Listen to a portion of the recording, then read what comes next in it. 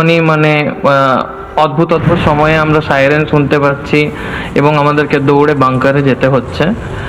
একটা ভয়ের অবস্থা আছে, মানে সেফ কিন্তু ত্রাসে আছি। আমার নিজের জানলা থেকে আপনাকে একটা ভিউ দিচ্ছি, নিশ্চয়ই, প্লিজ। আপনি দেখতে পারেন।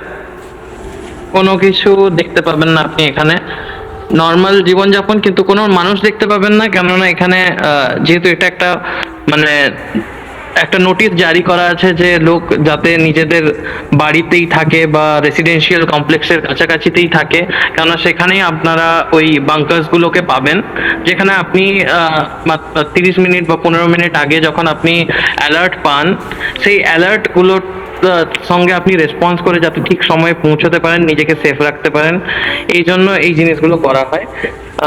বাট জীবনযাপন এখানে অতটাও স্বাভাবিক না।